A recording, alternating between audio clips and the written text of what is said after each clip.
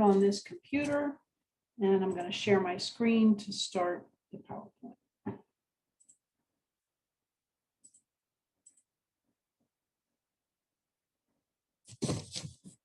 Okay, so the first thing we want to be aware of is, what does the discipline say? And here's an opportunity for us to look at that from the 2016 Book of Discipline. This is paragraph 668. The District Committee on Lay Servant Ministries. Districts are encouraged to create a district committee on lay servant ministries related to the annual conference through the Conference Committee on Lay Servant Ministries. There shall be a district director of lay servant ministries filled in a manner determined by the district. This position shall be filled by a certified lay servant. Okay, so Marlon, would you be willing to read number 1? Sure. Number 1, the purpose of the District Committee on Lay Servant Ministries is to plan and supervise the program within the district. Thank you. Sheila, would you take on number 2? Yes, I have to make this a little bit smaller so I can see it all. The committee is chaired by the District Director of Lay Servant Ministries. In addition to the director, membership of the committee will include the district lay leader, the district superintendent, and an instructor of lay servant courses. Other resource people may be added as needed. Okay, Deb, would you read number 3?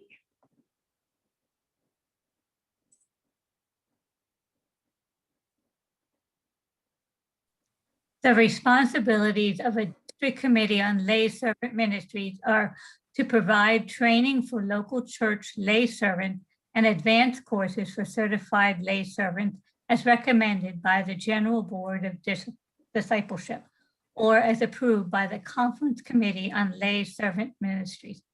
To decide who will be recognized as certified lay servants, to help match lay servants and certified lay ministers with service opportunities, and to support and affirm lay servants and certified lay ministers as they serve. Thank you. Joanne, would you read number 4, please? Sure. The district committee shall plan advanced courses for lay servants that will enable certified lay servants to maintain that recognition. And Dwayne, would you finish this up with number 5? The district committee will report to the pastor and charge conference of each certified lay servant the courses that have been satisfactorily completed by the certified lay servant. Thank you. District committee. Oh, we're going to go through each one of those one at a time. And Kathy's going to talk about this slide. I need to unmute. Can you hear me? Yes, thank you. Okay. We're going to provide basic training courses. There are 3 ways in which a person can become a certified lay servant. And one of those ways is to take the Grow Living as Spiritual Transformational Leaders course of study. It's 8 sessions. You earn 2 CEUs. And this course was written by Kim and Kevin, who did an exceptional job. And it's to encourage the growth of spiritual transformational leaders who engage others in abundant Christian love that transforms lives wherever they go. Isn't that what a lay servant does? And a lay speaker as well. It's a great course of study for anyone who wants to enrich their spiritual life. I've been through it twice, and I would recommend it highly. Mm-hmm. The second way to become a certified lay servant is to take the Introduction to Lay Ministry, the basic course. You need to complete that course, and in addition to that, you need to complete 1 advanced course. These courses are offered all the time on the website beadisciple.com. if you can't find a local course offered. The third way is to take the Equipping God's People course of study, which is also 8 sessions, and you will earn 2 CEUs as well. And this was also written by the Susquehanna Conference. It was written several years ago. It's more centered on church growth and church spirituality. It's also a wonderful course of study for anyone who wants to learn more about how to encourage your church to be spiritual leaders as well. Are there any questions?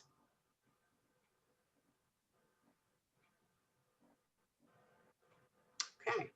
Okay, so that helps us understand how we get folks started. These are their options for getting started as a lay servant. The next part of what we read in the discipline was who makes up the district committee. And this is pretty self-explanatory. The committee is chaired by the district lay servant, the district director, and it can include the district lay leader, the district superintendent, and an instructor of lay servant courses. So you can see it could be a relatively small group of people who do this work. I love the size of our Harrisburg District Committee, and you've included some people who really round out the whole experience of lay servant ministries throughout the district. So just, who are some of the other people that could be included on this district committee that would make it such a rich experience?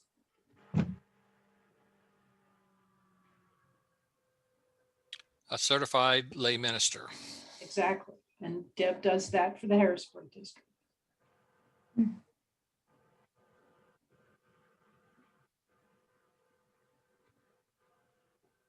We also have Randy, who is a certified lay speaker, who is actively using those gifts outside his own church, adds a unique perspective to the work of the district. Several of our folks are lead courses and are instructors, and Georgianne has a wonderful education background. So that really gives us a wonderful broad experience of folks who make up our district team here in Harrisburg.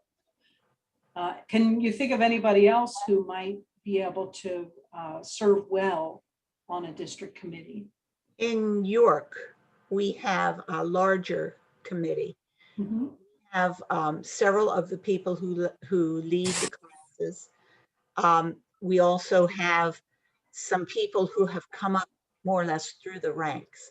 Those who have started out as lay servants, went to lay speaker, and then are now, there is one CLM, one certified lay minister, as well as a couple who are licensed lay pastors.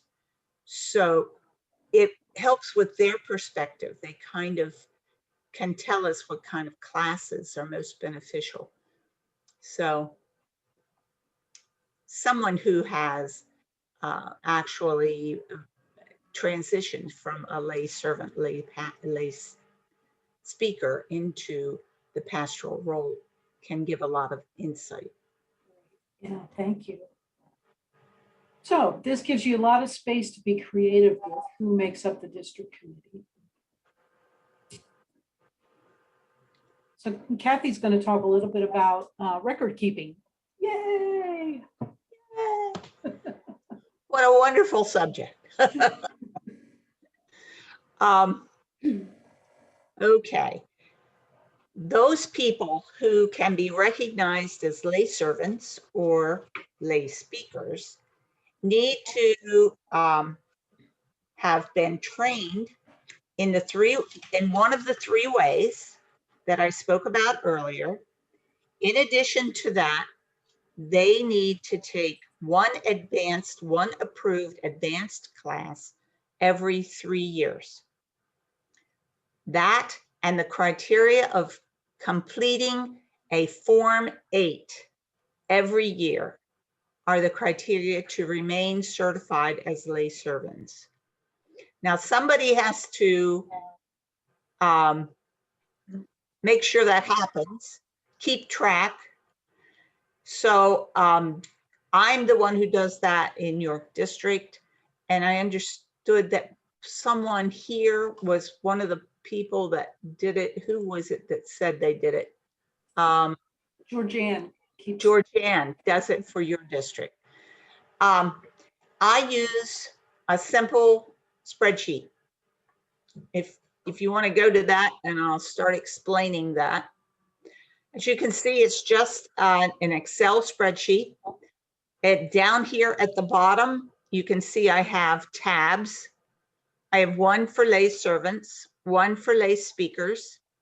And then we require in York District and by the Book of Discipline, to move to be a lay speaker, people have to take curriculum courses in 5 different curriculum, one in prayer, one in worship, one in preaching, one in, I said where, I got to think, worship, prayer, preaching, spiritual gifts, and then we have been combining United Methodist, Heritage, and Polity into one course, but I think we're going to probably split that out into two separate courses. But I then keep track of that. You can see courses, lay speaker. I have those people who want to advance to become lay speakers. I'm keeping track of the courses that they are completing so that I can then tell them when they have taken all the requirements that they need. As far as the spreadsheet, I keep track of their last name, first name, address, phone number, their email, and the church that they attend or that sponsors them. I use the year that they last took a course as telling me if they need to take a course. I then keep track of the report, whether they completed a report. Let's see, I need to diminish this. By report, you mean their Form 8? The Form 8, yes. Can I ask a question? You may. How do you get all the Form 8s from every charge conference file in your district? My district superintendent supplies them to me. She collects them at each charge conference. She then copies them and gives me a copy. Okay. And then I then go through my records and mark them down. As you can see, I also keep track of the CLMs in our district or those that are candidates for CLM. And I color coded the ones in purple need a class. The ones that are yellow are my CLMs. Because CLMs have a requirement of taking classes as well. This is Georgianne. May I ask a couple of questions? Certainly may. I'll try. That's all right. As keeper of the spreadsheet, I can assure Harrisburg that if you can't remember what our spreadsheet looks like, it looks very similar. But my first question is this whole Form 8 paper shuffle dance that we do, because we had yeah, it is a dance. It truly is. Because we had a discussion, I believe, about whether or not the Form 8s are kept in each individual file for the charge conference or church conference. And so what I thought I heard you say was in York District, they actually make another copy of them and then that is given to you so that you can do the spreadsheet. That is what you said, correct? That is correct. Okay, because that's the piece that's kind of missing here in the Harrisburg district. Because right now, I have no access to any of the Form 8s that came through charge or church conferences in the fall. So right now I can't update the spreadsheet because I don't have anything. I've got nothing. And with the pandemic, we haven't really been allowed to be in the offices. So that's a problem. So I'm interested in how you're going to address that throughout all the districts. I mean, are we all supposed to be following this make a copy process? That would be the best way to do it as far as I'm concerned. I know it's a little bit of a paper shuffle, but it certainly works for your district. I then, if anyone calls me with a problem, like I can't remember what course I took, I put it on my Form 8. Can you tell me what it was? I can go back and tell them what it was. Or if they didn't fill out a Form 8, I know that. If they need a class, I can send them a reminder. Hey, you need a class this year. If you want to retain your certification, you have to have a class. I also have access to any changes in their email address, any changes in their mailing address. I then, if I can't get a hold of them, I can then contact the church that they're affiliated with. It's got a wealth of information on that really is vital for me being able to do the job that I need to do. So my next question is. Hold on, Georgianne, if I can jump in a minute. I Sure. think one of the things we talked about, and I apologize for cutting you off, but I didn't want to miss this point. Back in the spring meeting, or maybe it was last fall's meeting, I found out, and I plead ignorance, although that's not an excuse. I didn't realize as the chair of the committee, I needed to sign all the Form 8s. So I had been working with, and I'm sorry for forgetting her name at the conference, to set up a time to go over to the conference office to sign the Form 8s. And I thought we talked about making photocopies at that time. And then you and I were going to try to meet to get those copies to you. So we tried to establish, if you will, a practice, but unfortunately the pandemic hit and then the conference was closed and I never had the chance to get over to sign the Form 8s and then ultimately make photocopies so that you could update the as keeper of the spreadsheet. So we did tentatively talk about a procedure by which we'd get that information to the keeper of the spreadsheet. We just were not able to act on it. And again, I take responsibility for that. No, I'm not blaming anybody. I'm just going to be frank and honest. And evidently, since this is being recorded, everyone will know my opinion on it. This paper shuffling is just insane. I mean, from an educational background, I can tell you that, yes, Hack used to do a lot of paper shuffling, but we have gone to PDF fillable forms. We have, gone to Google Forms. We've done all kinds of things to stop the paper shuffle. And, somewhere in the district offices, somebody is keeping all this paper.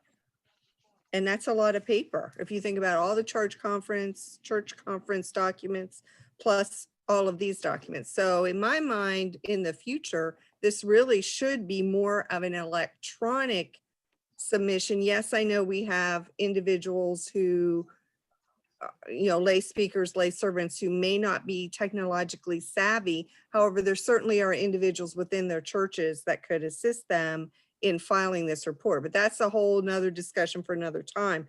But my question is, for the folks who do Be a Disciple courses, are you requiring a copy of their certificate to come along with that Form 8 in the York District? I'm requiring them to supply me one. Some of them send it with Form 8, some of them send it to me via email. Okay, because that was another question, if somebody says on their Form 8, oh, I took it because I do a lot of Be a Disciple classes. Right. And so how do you know that I did that when, you know, I don't provide you with a copy? And then, sorry, my final question is, I thought in our district that the certified lay minister documentation was not part of our spreadsheet. Did I dream that? I think my recollection is that I don't remember who, but I think that there was another committee that last time we discussed that it was not us, that it went, I don't know what the other committee was, but I do remember that Goes to the District Committee on Ordained Ministry. There you go. Yeah, I do remember that conversation. I don't remember the whole completion of it. Yeah. Yeah, we're going to get to that here in a minute or two. Okay, sorry. All right, I'll be That's quiet okay. now. Well, and you make a valid point, Georgianne, because, you know, we are eventually moving toward a more electronic way of processing all charge conference forms. And once that is true across the board, then it will make it much easier to get the Form 8s to the proper people in each district electronically. But until then, what I hear Kathy saying is that, you know, she basically gets a chunk of paper and it can get easily filed alphabetically for her to refer to whenever anybody has a question. And it's one file folder per year is kind of what I'm hearing in the way that that's managed.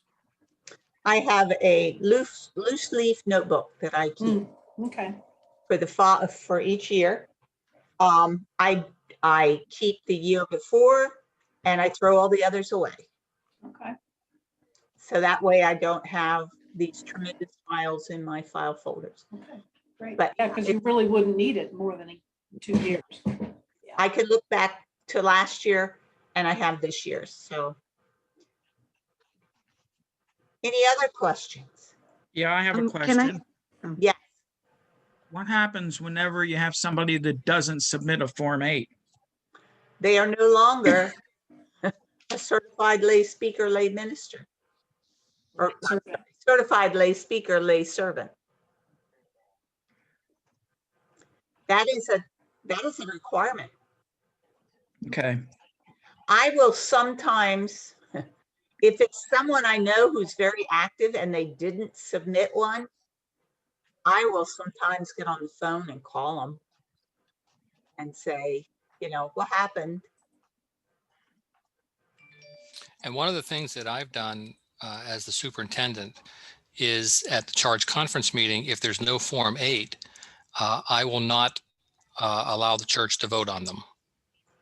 So they don't have the church or charge conference endorsement either. I have a question. Yes. Okay, so I might have a temporary solution to the keeper of the spreadsheet. I know that there is a little machine at the charge conference that we used a couple of weeks ago, Barry, to email a copy of a form to you. And I forget the girl's name at the desk there when I walked in that did it. But if they had access to the charge conference reports, they might be able to just email them to Georgianne. That would be Molly at the front desk. But Katie can do it as well. Just right now, we're displaced from the Whoever. office. Right. Yeah. Whomever, but they have the ability with that machine to email it to Georgianne so that she could catch things up for the year instead of being frustrated. Are you talking about a scanner? Yes. Digital scanner. Yeah. And Yes. these days, most printers come with that ability. I know my printer has the ability to scan and save into my computer. So right. We can make paper turn into electronic documents pretty easily. I was just trying to help Georgianne be a little less frustrated. Yeah. Well, no, that's great, except there's like a bigger issue is, and Mary, correct me if I'm wrong, these documents come in as a packet from the charge or church conference. And the Form 8 is embedded in there. So Mhm. processing this stuff at the district office has to know to pull out that Form 8 and make a copy of it, correct? That would be correct, yes. So it's a bigger, like, now it would be going back through every single, how many church/charge conferences were there in Harrisburg? There would have been close to 90. So somebody has to sit there and go through, yeah, see, that's my thing, you know, right Yeah. now it's a very manual process, but it can be done. It's just making sure somebody goes through and you have to look at each one, I guess, because how do you know if a church had, is there like a cover sheet on that, Barry, that has all the forms that are attached? Not always. But the district administrative assistant does go through each form because there's information that has to be pulled out for other needs in other places. So that's done anyway. It would just be a matter of making sure that we got the Form 8s out and to the appropriate people. Did she already do that for last, like, falls? That I don't know Okay. because We- we're behind in paperwork. But yeah, we're Yeah, getting off we're- track here. Yeah, we're getting a little off track with that, and you guys can figure that out at a different time since we're recording this for everybody. Although I know this is an issue in every district, so I'm glad we're having the open conversation because it may help others as well. If I may just ask one follow-up question. I heard Kathy say that she only keeps 1 year. Wouldn't we have to keep the most current 3 years? Because someone to maintain their certification has to take an advanced course every 3 years. So therefore, in case they'd say, well, no, I know I took a course, when we have to keep the Form 8s for the most current 3 years?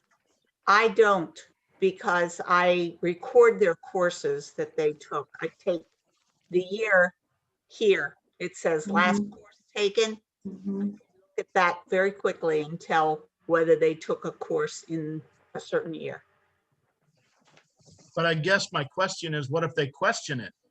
If They they said- question it, then I have records of the courses that were offered. And in addition to that, people are responsible for their own records. They should be able to produce a completion certificate to me if they have a question. People need to take the responsibility of keeping their own records.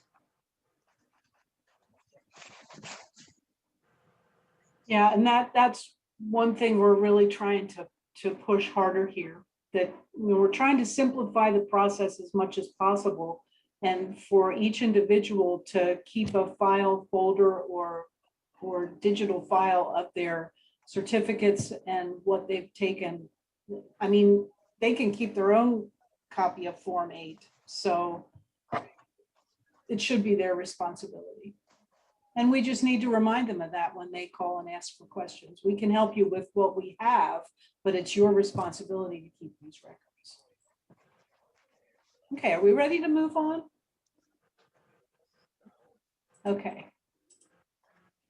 So the next thing we have on here is our infamous 3-column sheet. And this is just a picture of it so that you'll recognize it when you see it. It is downloadable, and I'm going to show you where here in a second. But basically, this looks at all 3 of our components. What does it take to be a lay servant? What do they do? What are the requirements? What's the ongoing process for renewal? And then the same thing for certified lay speaker. What do they do? What do they need to become one? And what do we do for renewal? And then the same is true for certified lay minister, because every certified lay minister has to be a certified lay servant. They don't necessarily have to be a certified lay speaker. But they do need to be a certified lay servant. So we keep these things all on the same page so that people can keep track. So let me show you where we have our spot on the conference website. susumc.org/lay-ministry is where we have all the information that's available for lay servant ministries. Right now, we're highlighting the grow material, and so there's a little commercial there.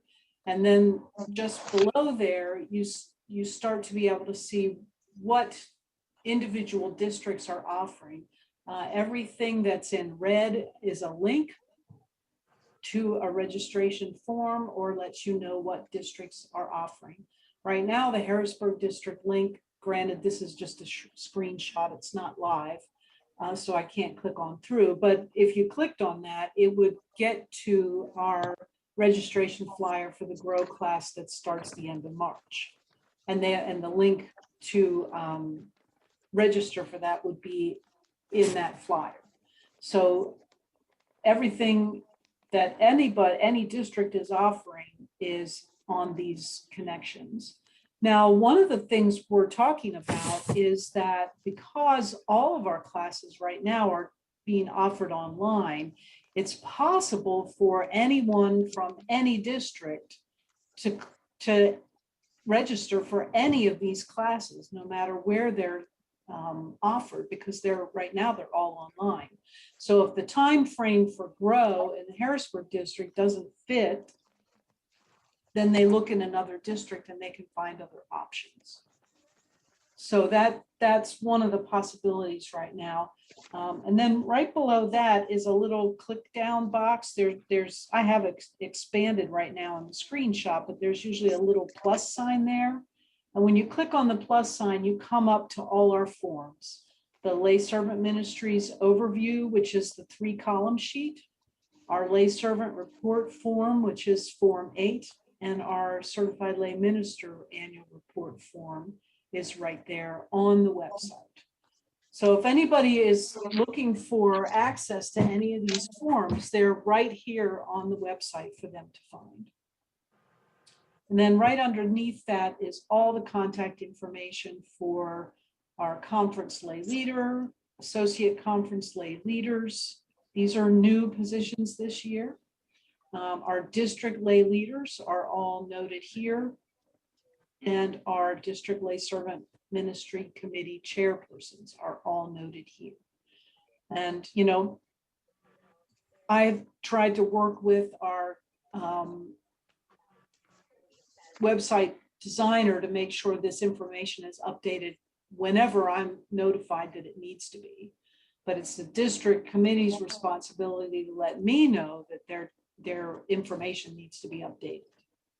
So that's an important connection. And like I said when we talked earlier, any connection you want to make about lay servant ministries, you might as well just start with me, because I can funnel the information to the proper places that way. Any Can I questions? have a question?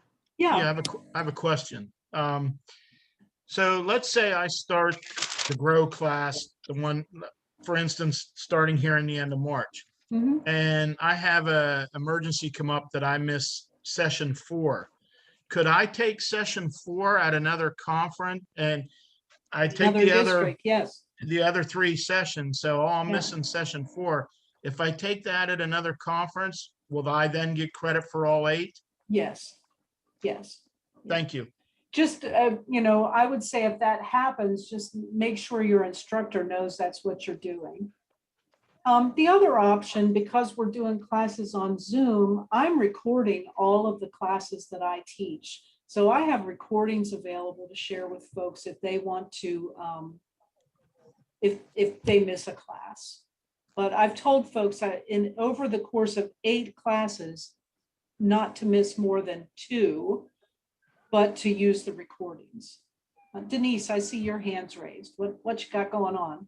Well, I just wanted to essentially say, so we recorded all of our sessions, and if anybody was going to miss a session, they had to watch the session and then get with one of the facilitators to talk through the material. Yeah. So that's how we did it in Altoona. Yeah, thank you. Denise is from the Altoona district as well. And Sheila, what do you have?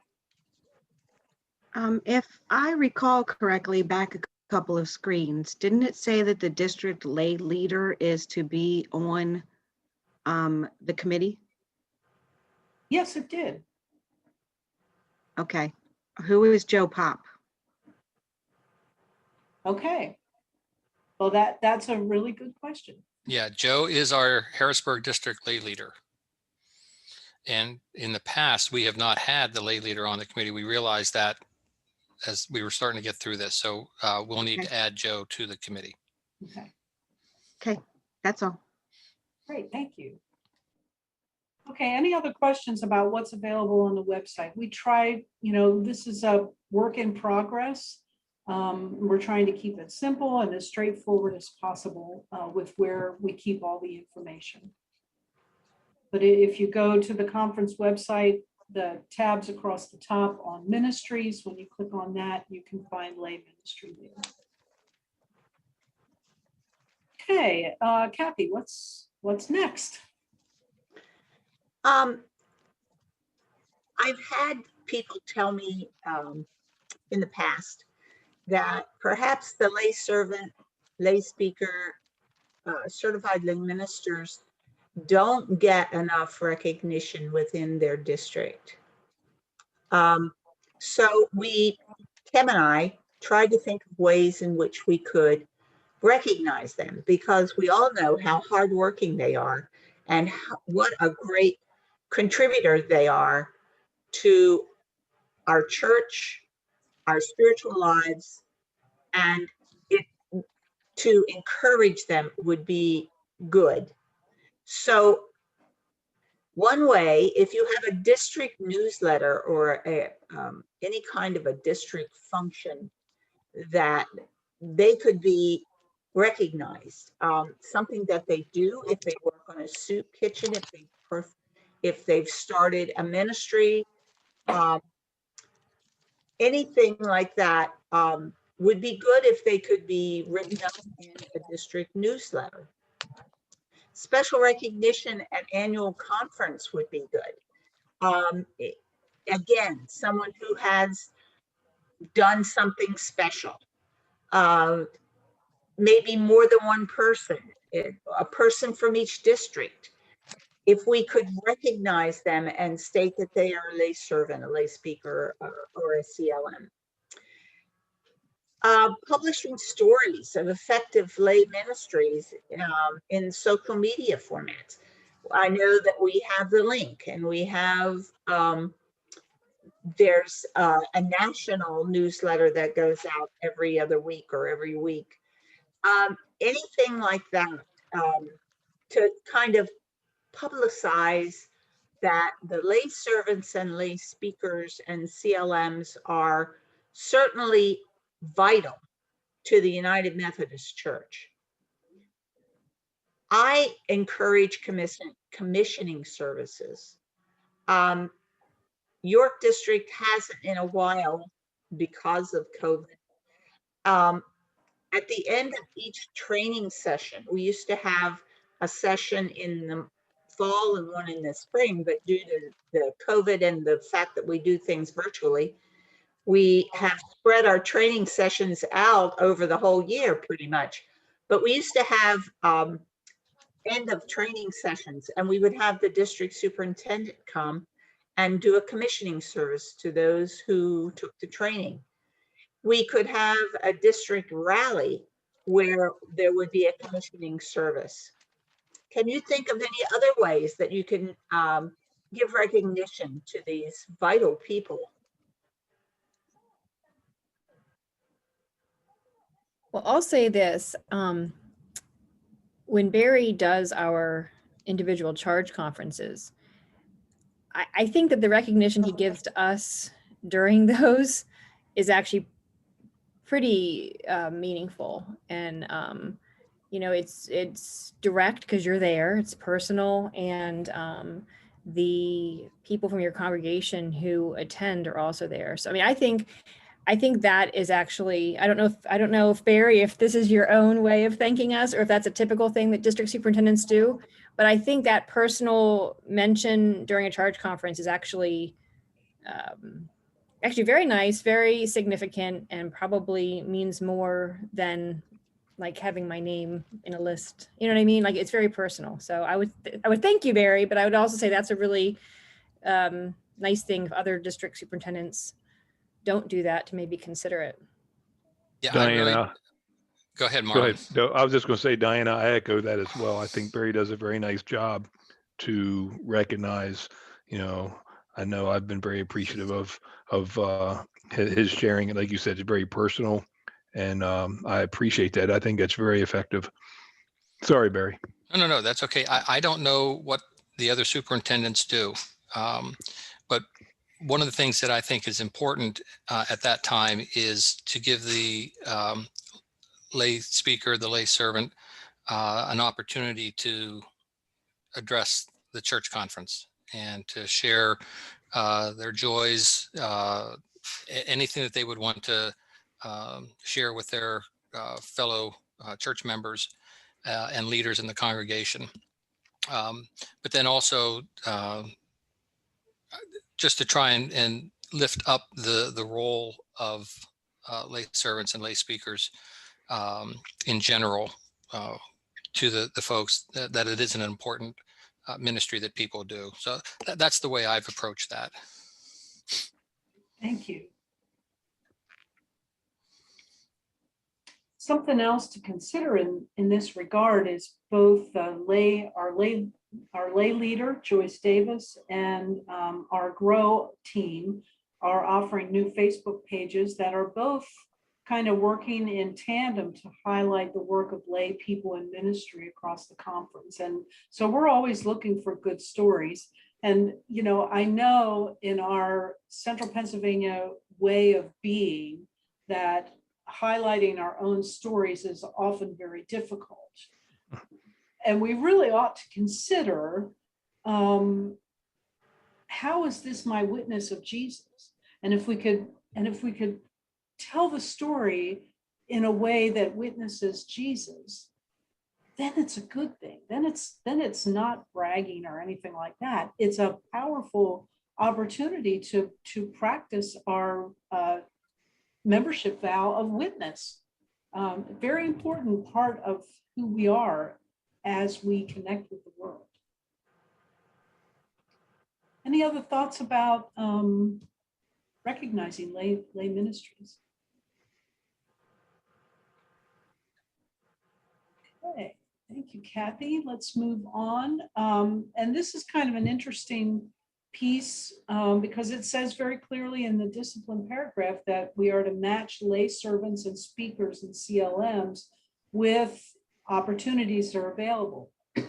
Now, I really honestly don't know how that happens in any of our districts. But it seems to me from past experience that the district superintendent office is often a clearinghouse for opportunities where preaching and service might be made available. I think in the past, they kept lists of available lay speakers primarily, so that when a pastor, was indisposed for, in an emergency kind of situation, or whether they were just looking for someone to provide pulpit supply, that they could go to the office of the DS and get that kind of information. But I think at the local church level, there is some responsibility for matching lay servants with opportunities for service. And so, when the Form 8 is there, when lay servants are certified, how are they making their availability known within the life of their own congregation? And is the congregation receptive to finding ways to work out that service? And Barry, I'm really glad to hear that you're making that connection for folks at charge conference time, that it really is a partnership of local church and lay servants to find places of usefulness. And then the final thing I wanted to just mention is our new GROW material is specifically designed to help lay people discover their areas of giftedness and actually work on a possible leadership opportunity that they can live into. So the question is, what's the level of openness at the local church level to receive the gifts of our lay servants, lay speakers, and certified lay ministers? Does anybody have an experience of where they've been connected to an opportunity for service? In the York District, sometimes I will get a call, sometimes from the lay leader of a local church or sometimes from the pastor. We need to have pulpit supply at a certain time on a certain date.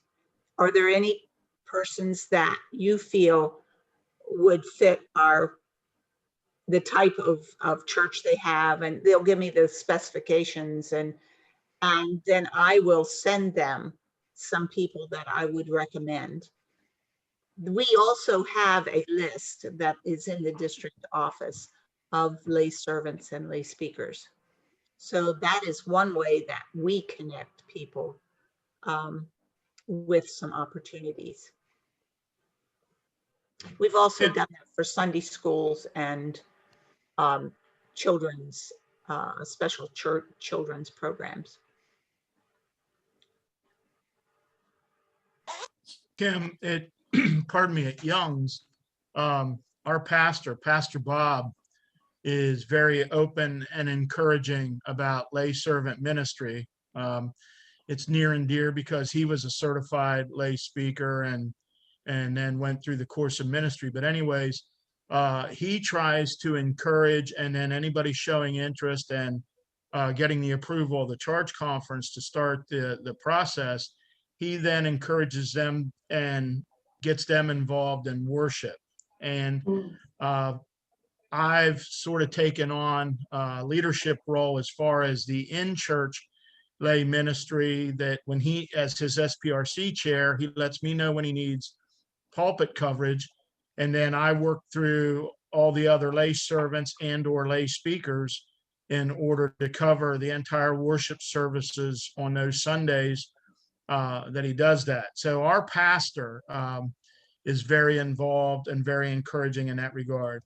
Another situation that I'm aware of is in the New Bloomfield charge, I guess it's called, the pastor has 3 churches, and the farthest one is at the very almost western tip of Perry County, New Germantown, and their pulpit coverage is primarily certified lay speakers.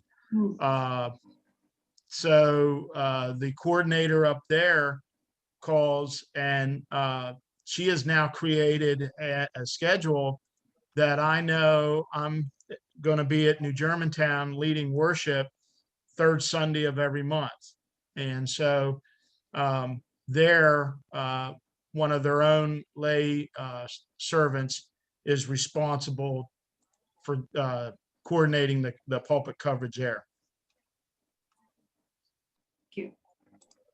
Yeah, one other thought, years ago when we were planting a new church in the Pittsburgh area, we actually used lay servants from different congregations to come and help lead our children's ministry until we could get our new people trained.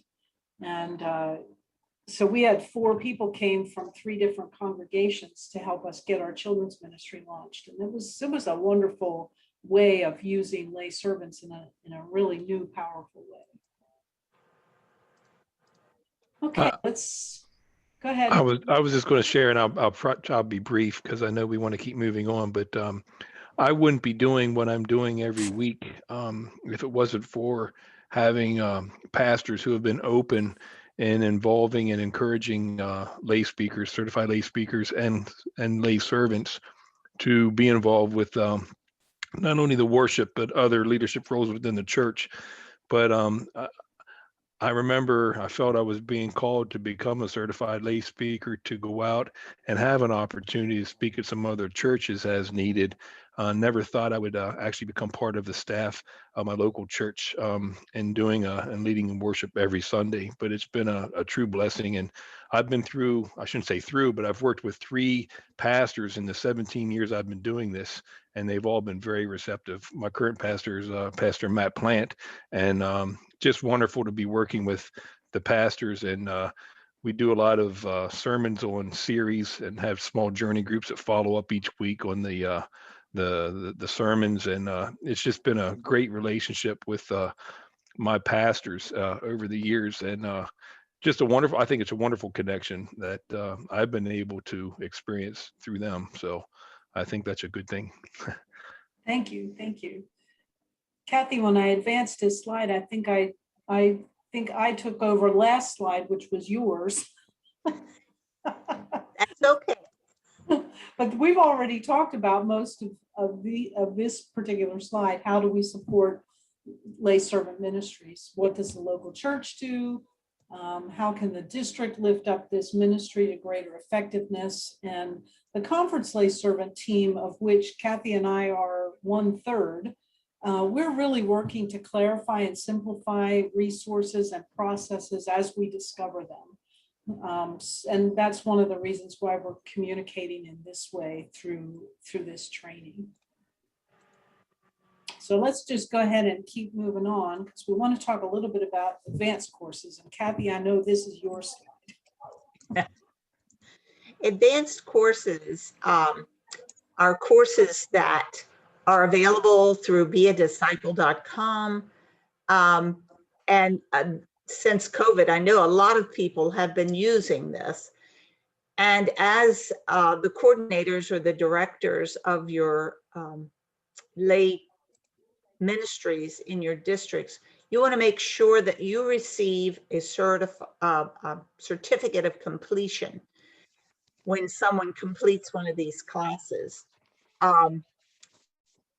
Not that you don't trust people, but it's good for them to make sure that they have a record of it, that they have it, and then to make sure that you're aware of what things they're interested in and what they're taking, so that you can kind of channel them into opportunities that might occur. Discipleship resource courses are offered in districts, and they're especially geared to certify lay speakers. I know right now York District will be running a prayer class. It's Discovering Prayer is the name of the class. It's going to be led by Jan Bowden, and it's going to be offered virtually. And it's open to everyone, anyone who would want to take it. It is an advanced course if you want to do it for recertification, or for those people who are lay servants and want to become lay speakers. It is a required course. Equipping God's People is still being offered. York District is offering it this spring. And of course, Grow, Living as Spiritual Transformational Leaders. It is also being offered at the beginning of March. We're going to start our next session of 8 classes. It's offered in York. And last session, we had actually 3 people from the Altoona district who took classes with us, took this course of study with us. There are all kinds of opportunities available for training.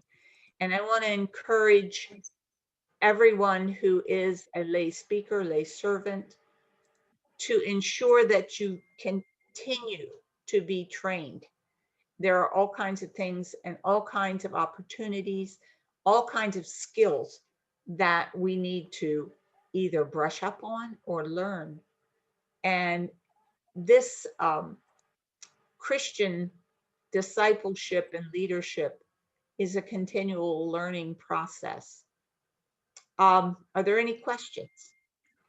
I have a question. Yes. We have somebody in the Altoona district who has taken classes from Richard and Julia Wilk Institute for Discipleship. And over on the side of it, it says beadisciple.com. Okay. Do you know that I have the book right here? Do you know what the name of the course is? Leading Public Prayer. Okay, let me see. And how do we get one of those books? write to discipleship resources. Let me see if I can find you an email address. Oh, here's the phone number. 800-972-0433. Ask them for the recent 2021 Lay Servant Ministries course descriptions and equipping resources. Catalog. It's a catalog. Again, now let me look here. You say it's for prayer? Yeah, that's Okay, one of them. I'm looking. While you're looking, I'll just throw out there, because I'm taking a Be a Disciple class right now. If you go to their website, there's actually a drop-down list that has their entire course book on there of all their classes. I don't know that it lists when it happened, but it lists what classes they offer in general. Okay. Well, and I think Dwayne's concern is that even though it has the Be a Disciple logo on it, it's this Wilkie Foundation or whatever, and we're not quite sure if that is valid. I know nothing about the Wilkie Foundation. I do know that Be a Disciple offers leading public prayer, and they have an advanced course for that. This is Georgianne. I've taken courses from Be a Disciple, and some of them are sponsored by that Julia and whomever. And I think it's just some sort of a charitable foundation that sponsors some of these, is what I thought it was. Now, don't quote me on that, but Well, this person has not talked to anybody in the district. They just went and took all these classes, and now they want us to make them a certified lay speaker. But, you know, we didn't know they were taking these classes. They were doing it on their own. Right. Were they a certified lay servant? No. Okay. I would say that I would go to their church and their pastor, because ultimately lay servants and lay speakers are sponsored, and they cannot do anything unless they're sponsored by a church. And they need, just like Charge Conference, they're supported by their church, and they should have been talking to their pastor before they took any classes. So I would go to their pastor and ask their pastor, you know, has this person talked to you? Are they supported by the church? That would be my advice, Dwayne, for you to do that direction. Well, it seems that he's charted his own flight and now wants us to just say that's perfect. Yeah. It Okay. doesn't work that way. Yeah. And John or Dwayne, was it John and Julia Wilkie?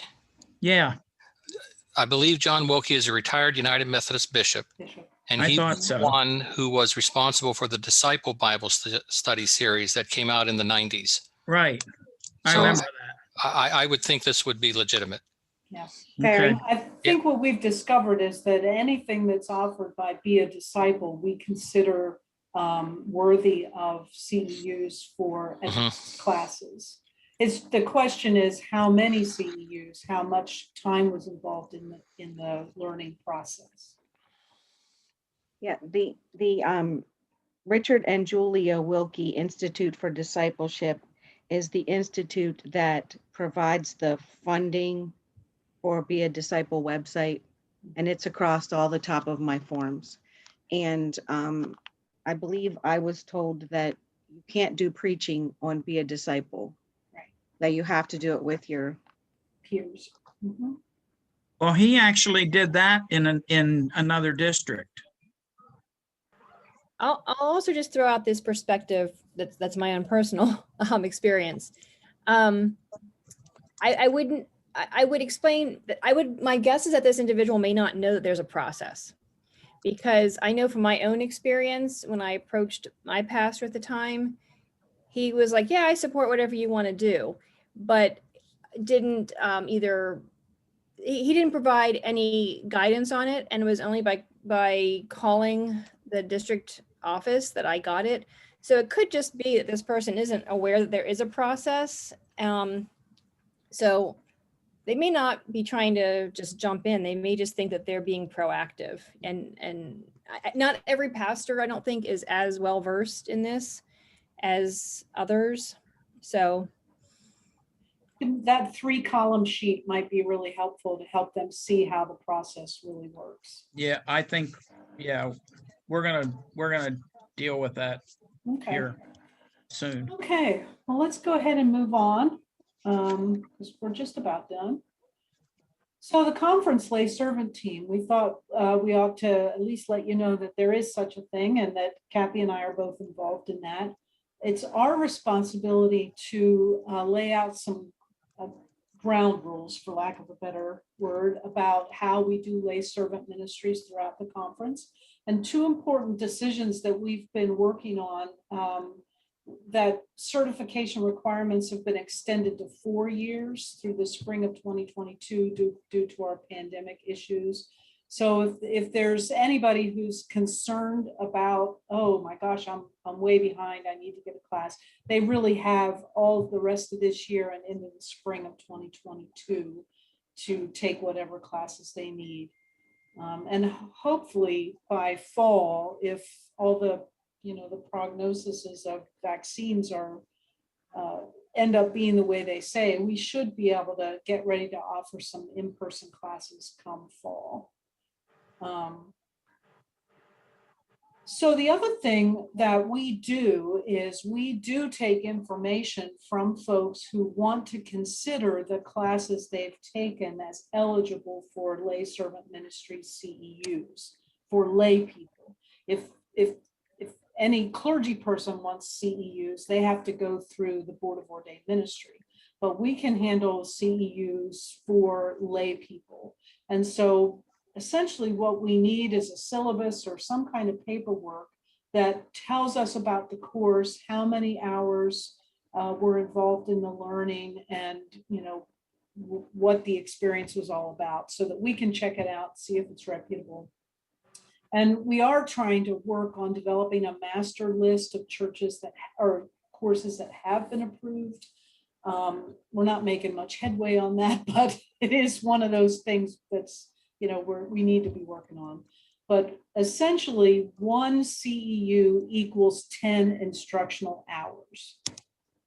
So that's why the way we design Grow and Equipping God's People, there are 8 session courses that are worth 2 CEUs because of the additional reading and work between sessions equals about 20 hours. So that's how we come up with that conclusion. Kim, Yeah. this is Georgianne. So this happened with the last batch of Form 8s that I got. People were using, I can't even remember, I think it was evangelism, or there was something that one of the churches in the district held that was some big training thing, but it wasn't all, it wasn't one of our list of actual discipleship classes or whatever. And they were using that as their approved every year class. So going forward, I'm going to assume that if I see that on a Form 8, I'm going to email that person this instruction on the second bullet point and copy on the email. Yes, that would be fine. Is that correct? Yes. Okay, thank you.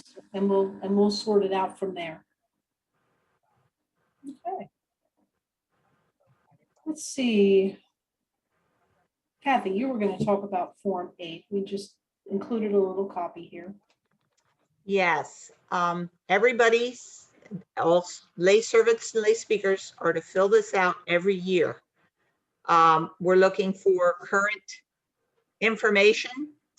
On the back, it is asking for courses that they've taken. I can't tell you how many we have received that it's blank. People are responsible for their own information. They shouldn't expect the district office or the district coordinator to be able to keep track of what they have put on, you know, the courses they've taken. And they need to show that they are active. We're looking for people, the word is servant. We are lay servants. We need to be able to articulate how we are serving our churches. So I think we revised the form this year, and I think it's much better. It's much more self-explanatory. It's easier to understand. And I'm sure all of you have seen it. Are there any questions about it?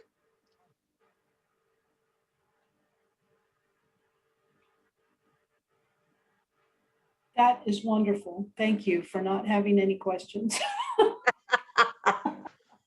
Because we edited and put it out there, and I just expected a flurry of all kinds of problems with it, but we didn't have any. So, okay, woohoo. Okay, I also wanted to show you that there is a specific form also for the certified lay minister. And this is a fillable form that is specific to the certified lay minister. And it's at the same place on the lay ministry page where the drop-down box is to find the different forms and stuff. But lay servants, lay speakers fill out Form 8, certified lay ministers fill out this form, which is called the CLM Annual Report.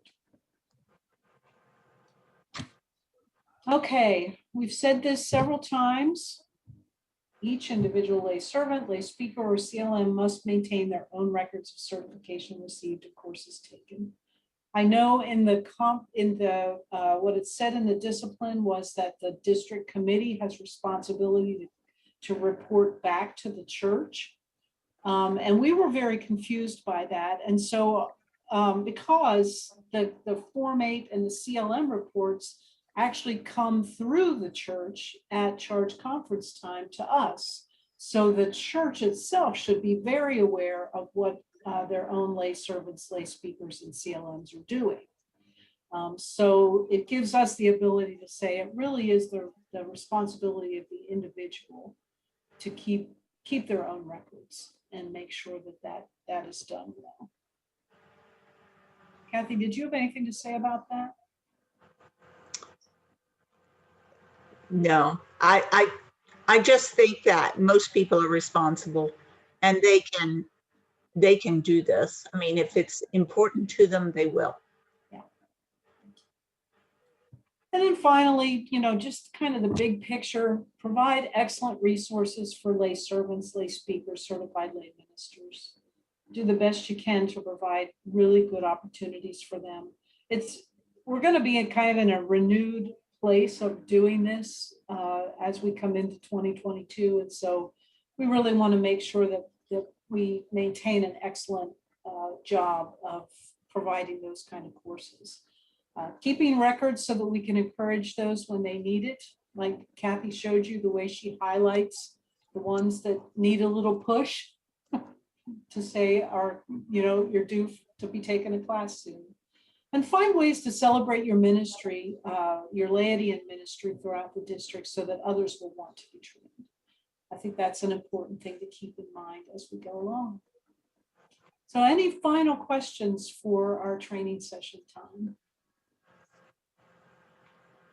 I just have one kind of about line 3.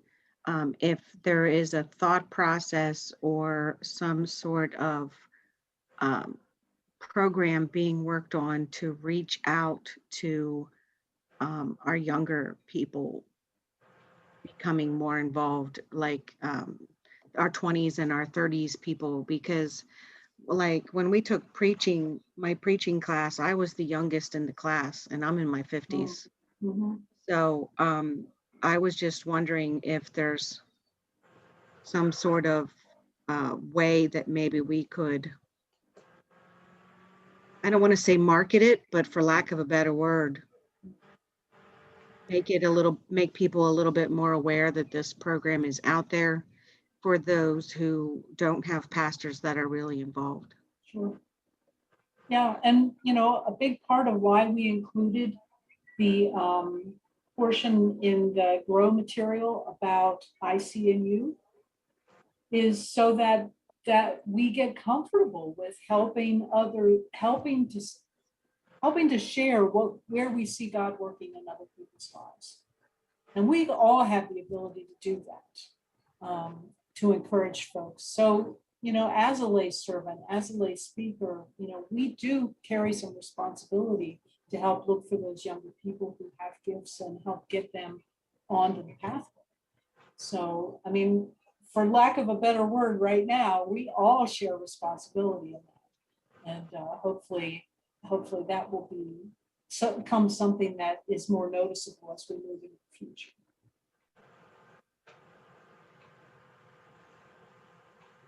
Okay, well, thank you for being our people on the video. Appreciate it very much. I'm going to stop the share and stop the recording.